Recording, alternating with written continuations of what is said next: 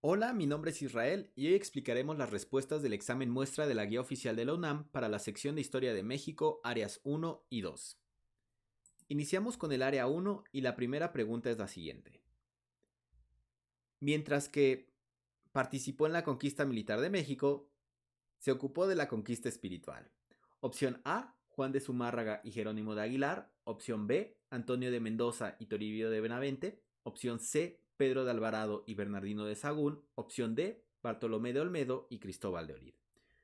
Para contestar esta pregunta, del lado derecho les presento quiénes son los personajes más importantes de cada una de las conquistas.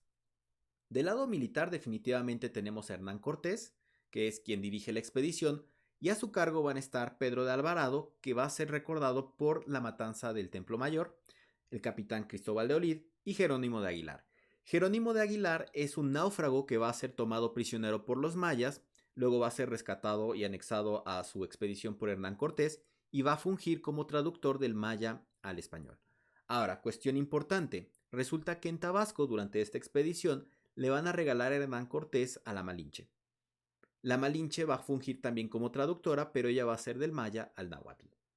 Ahora, en términos de la conquista espiritual, resulta que la Malinche es bautizada por Bartolomé de Olmedo, quien acompañaba a Hernán Cortés en la expedición. Ya después vamos a tener a Juan de Zumárraga, que va a ser el primer obispo de México, y también a otros misioneros o frailes como Toribio de Benavente, conocido como Motolinía, y a Bernardino de Sahagún. Van a ser importantes porque ellos van a estar tomando nota y van a realizar todo esto que son los códices, en donde vamos a conocer la historia de este periodo. Otro personaje importante que no participa de forma directa ni en la conquista militar ni espiritual va a ser Antonio de Mendoza. ¿Por qué es importante Antonio de Mendoza? Porque él es el primer virrey de la Nueva España. ¿Ok? Entonces, en términos de las respuestas, opción correcta, opción C. Militar, Pedro de Alvarado. Espiritual, Bernardino de Sahagún. Siguiente pregunta. Una de las causas internas de la independencia de la Nueva España fue A. Reformas borbónicas, B. Expulsión jesuita, C. Invasión napoleónica o D. Nacionalismo criollo. Aquí les presento las causas que generaron la independencia de la Nueva España. Las podemos dividir en externas e internas. En términos externos va a ser, por ejemplo, la Revolución Francesa, que va a influir con todas estas ideas de la Ilustración. Va a influir en este caso también en la independencia de las 13 colonias. En términos ya un poco más locales de España, va a ser las reformas borbónicas, todas estas reformas de corte absolutista, que van a buscar, por ejemplo, la expulsión jesuita, va a ser uno de los resultados de las reformas borbónicas. Por lo tanto, ni la opción A ni la opción B son opciones correctas. Otro efecto de las reformas borbónicas va a ser la división en intendencias. Eh, la otra que tenemos es la invasión napoleónica a España, lo que sucede en 1808, cuando Napoleón invade la península ibérica, hace que abdique el rey Carlos IV y eventualmente la renuncia de Fernando VII, ya con la instauración de José Bonaparte, el hermano de Napoleón, como rey de España. Entonces, eso va a generar incertidumbre en las colonias, en este caso en la Nueva España, y va a ser una de las causas externas, porque es algo que está ocurriendo directamente en España. ¿Ok? ¿Qué es lo que pasa en términos de las causas internas? Vamos a tener una gran desigualdad social, es decir, tenemos el sistema de castas en donde en la jerarquía más alta vamos a tener a los españoles y sobre todo los peninsulares, los que nacen en la península ibérica directamente en España, y después vamos a tener más abajo a los criollos y eventualmente a los mestizos y las demás castas que van surgiendo a partir de las diferentes mezclas. ¿Ok? Entonces la desigualdad social que genera el nacionalismo criollo es parte de las causas internas y en ese caso tenemos la opción D. ¿Cuáles son otras causas internas? Los problemas económicos que se heredan de España, toda la situación de guerra que tiene España, todas las naciones europeas en general durante prácticamente todas las épocas, va a hacer que se trate de solventar la deuda a partir de imponer ciertas restricciones a las colonias, en este caso la Nueva España, por ejemplo la consolidación de vales reales va a ser uno de estos casos, pero en este caso la opción correcta va a ser el nacionalismo criollo. Siguiente pregunta. El Banco de Avío tenía como propósito A. Impulsar la industrialización en el país, B. Otorgar créditos para el desarrollo agrícola, C. Nacionalizar los bienes de manos muertas o D. Establecer la suspensión de la deuda externa. El Banco del Avío surge en el año de 1830 y el impulsor va a ser Lucas Alamán. ¿Quién es Lucas Alamán? Lucas Alamán es un científico que en ese momento es secretario de Relaciones Exteriores de México. Ahora, ¿qué es lo que él ve? Él ve que está todo esto de la primera revolución industrial que incluso había iniciado el siglo anterior en Gran Bretaña, todos estos avances en el transporte, en la industria textil, por ejemplo, la siderurgia, y eso no ha llegado a México. Entonces es imperativo impulsar a la industrialización en el país para poder, digamos, emparejarse de alguna manera con lo que estaba sucediendo afuera. ¿Ok? Entonces lo que él va a querer es impulsar la industrialización. Siguiente. Con los gobiernos surgidos de la Revolución de Ayutla se establecieron los A. Conceptos conservadores de gobierno, B. Principios de la teocracia liberal, C. Conceptos del Estado centralista o D. Principios liberales en el gobierno. La Revolución de Ayutla se da entre 1854 y 1855 y lo que buscan tanto Juan Álvarez como Ignacio Comonfort es derrocar el gobierno conservador de Santana, un gobierno conservador y centralista. Entonces, en ese sentido, la opción A no va a ser que se quiera establecer conceptos conservadores, al contrario, los quieren eliminar, y tampoco los conceptos del Estado centralista. De hecho, Juan Álvarez era gobernador de Guerrero. Ahora, ¿cuál va a ser el gran efecto de esta revolución de Ayutla, o que es de hecho lo que la impulsa? Va a ser la parte liberal. Va a tener una influencia importante de todo lo que está sucediendo, por ejemplo, en Europa, las revoluciones liberales del siglo XIX, 1830, 1848, y cómo se va a ver expresado todo esto de los principios liberales, que automáticamente nos va a llevar hacia la respuesta correcta, en redactar lo que son las leyes de reforma. ¿Qué es lo que buscan estas leyes de reforma? Separar a la iglesia del Estado y por lo tanto no queremos principios de la teocracia, aunque sea liberal, pero no queremos principios de la teocracia. ¿Ok? ¿Cómo se van a ver estas leyes y estos principios liberales en el gobierno? Con las diferentes leyes como la ley Juárez, la ley Lerdo, Ocampo e Iglesias, es decir, llevan los nombres de sus impulsores, que eventualmente se van a ver expresadas en la Constitución de 1857, lo cual molesta también a la Iglesia y los conservadores, y con esto tenemos el inicio de la Guerra de Reforma. Esta guerra de 3 años entre 1857 y 1860, liberales contra conservadores que terminan ganando los liberales. ¿Ok? Opción correcta, principios liberales en el gobierno. Ya después de la Guerra de Reforma viene toda la situación con Francia.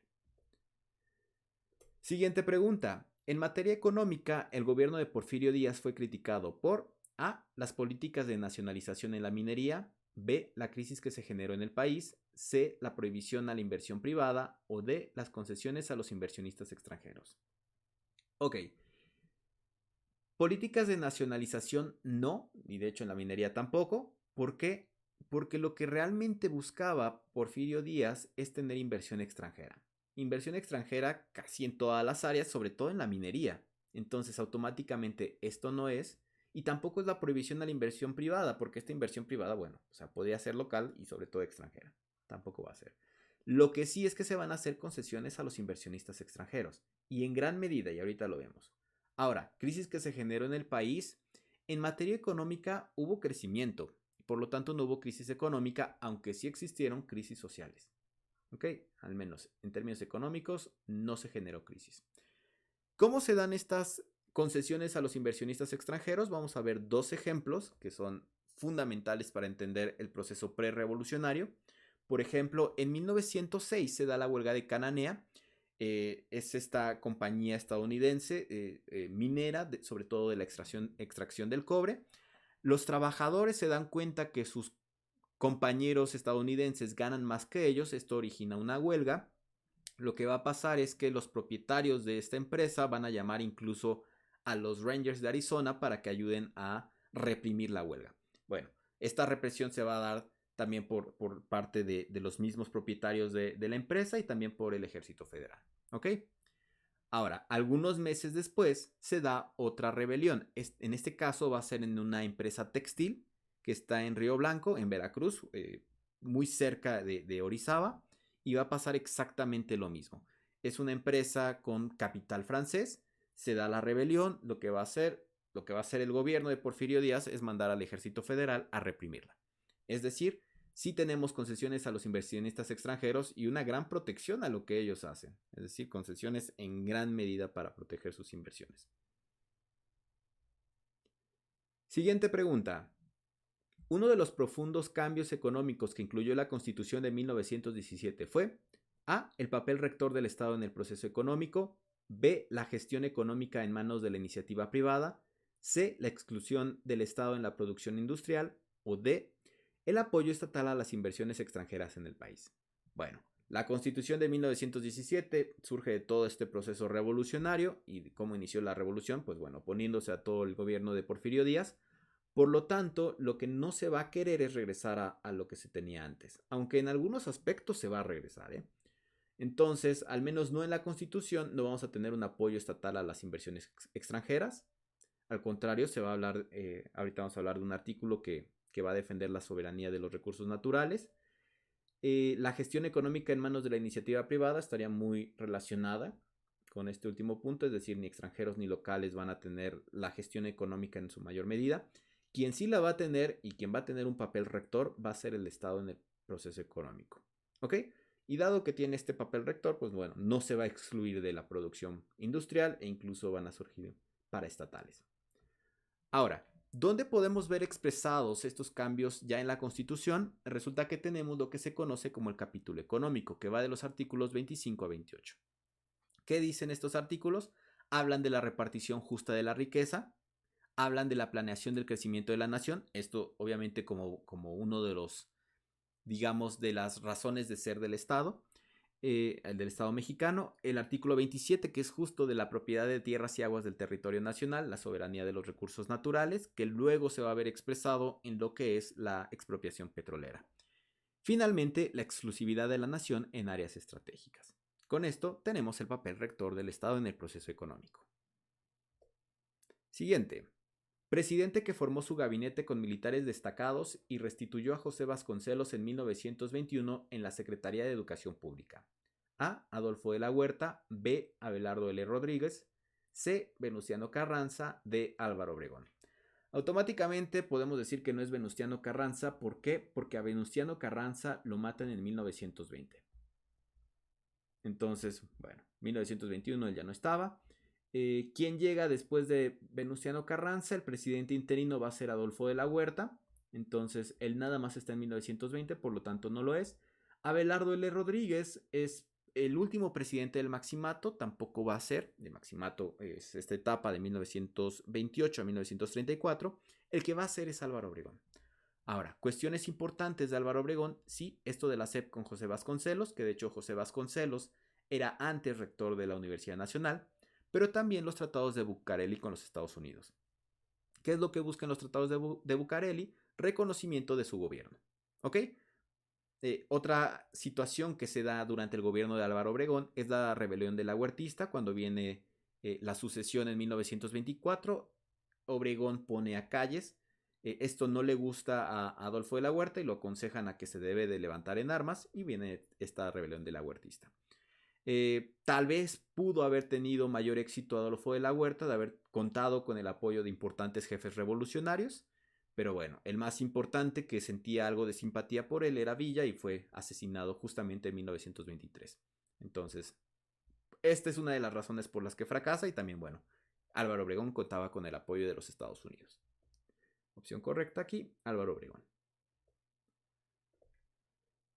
La trascendencia histórica del plan sexenal se debe principalmente a que A. Suscribió la paz entre las facciones revolucionarias. B. Limitó el poder del presidente de la República. C. Sirvió de programa de gobierno a Lázaro Cárdenas. O D. Permitió la reelección de Álvaro Obregón.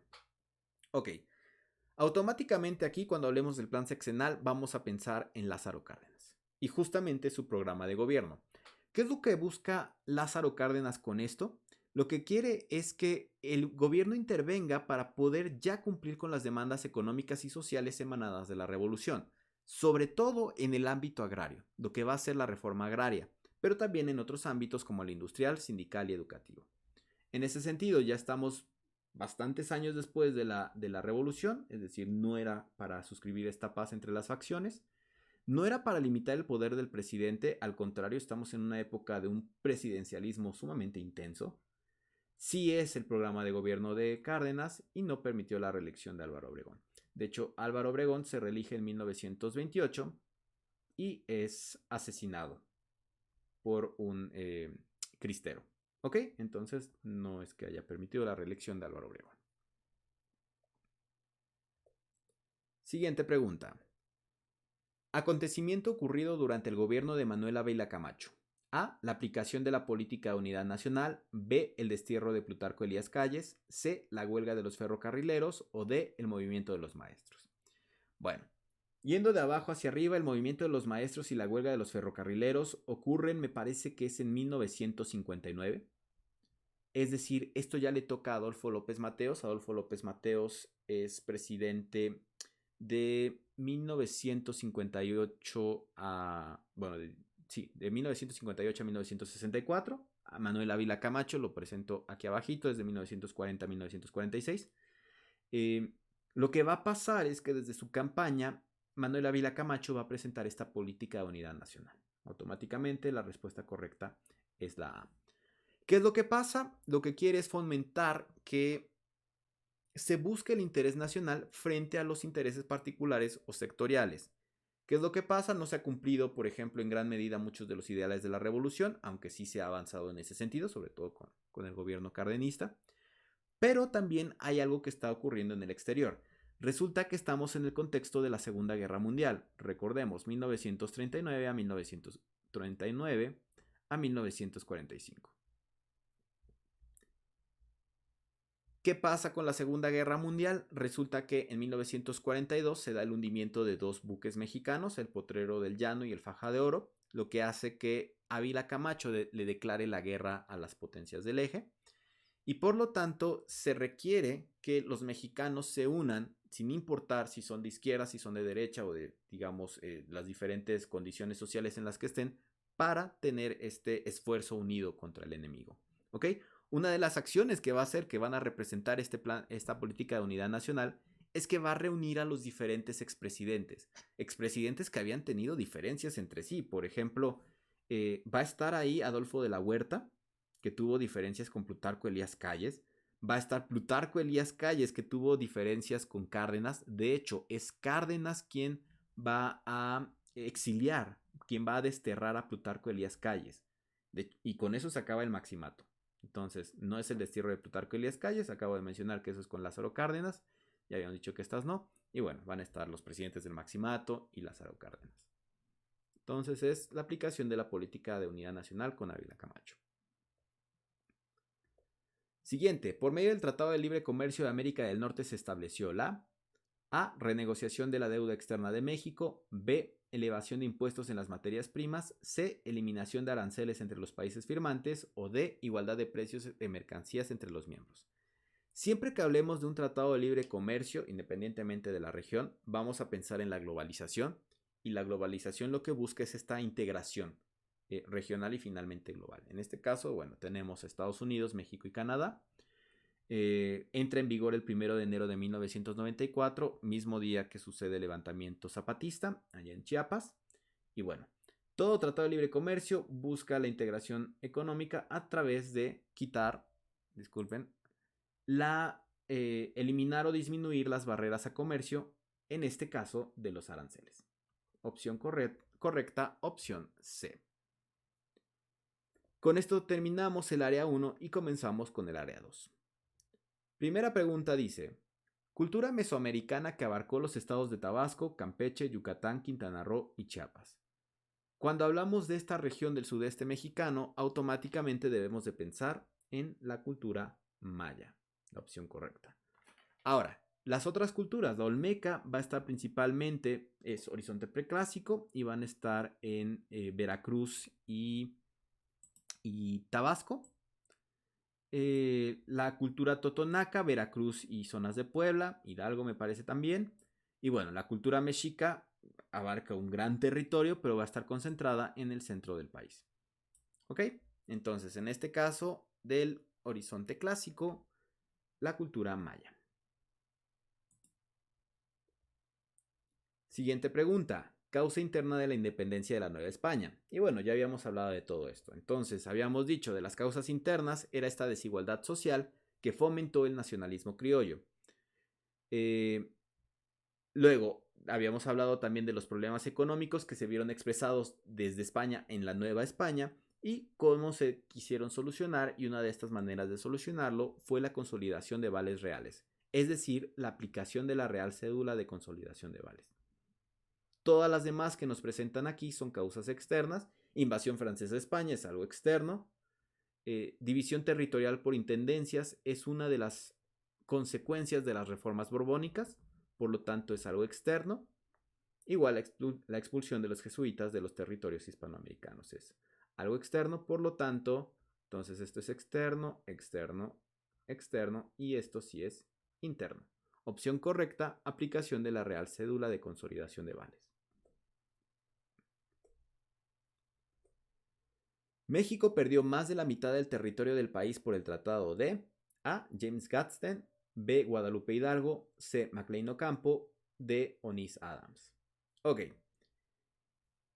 México pierde su territorio, más de la mitad del territorio, a partir de la guerra con los Estados Unidos de 1846 a 1848.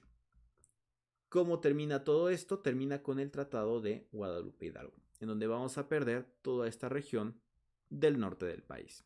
¿Ok? Bueno, ya Texas había perdido antes con la independencia de Texas justamente. ¿Cuáles son los otros que tenemos aquí? Los otros tratados. El tratado de Gadsden es la venta de la mesilla, es decir, si notan en el mapa tenemos aquí esta región, que en la actualidad ya no tenemos, es esto que ocurre en 1853. Pero bueno, es una región bastante más pequeña comparado con lo que se perdió en el Tratado de 1848 de Guadalupe Hidalgo. Tratado Adams-Onís, Onís-Adams, como lo colocan aquí, es la venta de la Florida, pero ese es un tratado que se da entre el rey español y el gobierno de los Estados Unidos. Sucede en 1819, hasta donde recuerdo, por lo tanto es todavía con España y la Nueva España. ¿Ok? Ese es el que va a definir las fronteras entre los Estados Unidos y la Nueva España. Finalmente, el Tratado McLean Ocampo, este se da en el contexto de la Guerra de Reforma, si mal no recuerdo es 1859, y sí, se van a hacer concesiones a los Estados Unidos por parte del gobierno de Juárez. Afortunadamente no fue ratificado, y también, por ejemplo, el libre tránsito por el istmo de Tehuantepec. Entonces, otro que igual nos pudo haber hecho perder bastantes cosas, afortunadamente no se dio. En este caso, Guadalupe Hidalgo. Siguiente, la corriente ideológico-política de la Constitución de 1857 fue A, conservadora, B, liberal, C, centralista o D, parlamentaria. Igual en el área 1 ya habíamos platicado al respecto. Todo esto de la Constitución de 1857 tiene su origen, digamos, más próximo con la Revolución de Ayutla. Obviamente queremos derrocar a Santana, el cual es conservador, por lo tanto no queremos una corriente conservadora. Igual Santana era centralista, por lo tanto que no queremos tampoco un gobierno centralista. Lo que sí queremos es, inspirados en estas revoluciones liberales, pues bueno, tener la corriente ideológica política liberal. Tampoco va a ser parlamentario, dado que no queremos tener un sistema, un poder legislativo que elija al jefe de gobierno. ¿Ok? Entonces, ¿cómo vamos a ver toda esta parte liberal? Con las leyes de reforma que buscaban separar a la Iglesia del Estado. ¿Ok? Que luego se van a ver expresadas en la Constitución de 1857. Esta Constitución, como había mencionado antes, no le gusta ni a la Iglesia ni a los conservadores, y con ello inicia la Guerra de Reforma. Opción correcta, Constitución de 1857 fue liberal. Siguiente, el Partido Liberal Mexicano fue encabezado por A. Ricardo Flores Magón, B. Gustavo Madero, C. Emiliano Zapata o D. Pascual Orozco Vázquez. Tenemos que reconocer que Emiliano Zapata y Pascual Orozco son parte de la revolución ya en cuanto a la lucha armada, y no tienen como tal una plataforma política en términos de un partido político. Entonces no son estos dos. Gustavo Madero es el hermano de Francisco I. Madero. En ese sentido lo apoya en el partido antirreeleccionista, por lo tanto no va a ser este, aunque ya estamos acercándonos a los términos políticos. Quien sí va a ser, y va a ser el líder del Partido Liberal Mexicano, va a ser Ricardo Flores Magón. Este personaje que junto con sus hermanos representan lo que es el magonismo. ¿Ok? Es una corriente bastante cercana al anarquismo. Cuestiones importantes es que la expresión de las ideas de los magonistas se va a ver expresada, por ejemplo, en publicaciones como el periódico Regeneración o El Hijo del Aguizote. Y es el preámbulo de la revolución. Ricardo Flores Magón. Plan político con el que se inició la lucha en contra del gobierno de Porfirio Díaz. San Luis, Tuxtepec, Empacadora o Ayala. Dado que es importante recordar cuáles son los diferentes planes y tratados para el examen, de este lado les coloco de qué se trata cada uno de ellos. El plan de San Luis se da en 1910 y es de Madero contra Díaz. Cuando vienen las elecciones, Díaz encarcela a Madero y Madero redacta el plan de San Luis, que es con el que pide, el que convoca a los mexicanos a la revolución, el 20 de noviembre de 1910. Entonces, automáticamente la respuesta correcta es el plan de San Luis. Ahora, ¿cuál es el plan de Tuxtepec? El plan de Tuxtepec se da en 1876 con la reelección de Sebastián Lerdo de Tejada. En ese momento, Porfirio Díaz se levanta en armas y con ello lo derroca. Derroca a Lerdo e inicia todo esto del porfiriato. Hay que recordar que hay un plan de Díaz antes y es el plan de la Noria, en el cual se levanta en armas en contra de Juárez en 1872. El gran asunto es que Juárez muere antes de que este plan y este levantamiento, digamos, ya tenga algún tipo de efecto. Otros planes importantes van a ser el plan de la empacadora. Este se da de Pascual Orozco contra Madero porque se dice que Madero no ha cumplido con lo que se acordó. Orozco lo apoyó incluso en la toma de Ciudad Juárez. Igual tenemos el plan de Ayala, igual. Zapata apoyó a Madero y dado que no ve que las promesas se estén cumpliendo, sobre todo con la parte agraria de los campesinos, se levanta en armas con el plan de Ayala. ¿Ok? Entonces no son estos en el caso de Díaz, sino el plan de San Luis de Madero contra Díaz. Siguiente pregunta. A través de los tratados de Bucareli se estableció A. El reconocimiento de Obregón como presidente, B. La disolución del ejército federal huertista, C. La organización de los batallones rojos o D. El inicio del periodo conocido como el Maximato. Igual, ya habíamos hablado del tratado de Bucareli, los tratados de Bucareli, y habíamos dicho que se dan durante la presidencia de Álvaro Obregón, en donde él busca que los Estados Unidos lo reconozcan como presidente. Entonces, opción correcta sería el reconocimiento de Obregón como presidente de parte de los Estados Unidos. La disolución del ejército federal huertista, no va a ser esto. Aunque obviamente, dado que ya es reconocido por los Estados Unidos, esto ayuda a que la rebelión de la huertista no tenga éxito, además del aspecto que había comentado, del asesinato de Villa antes, que pudo haber sido un apoyo importante para Adolfo de la Huerta.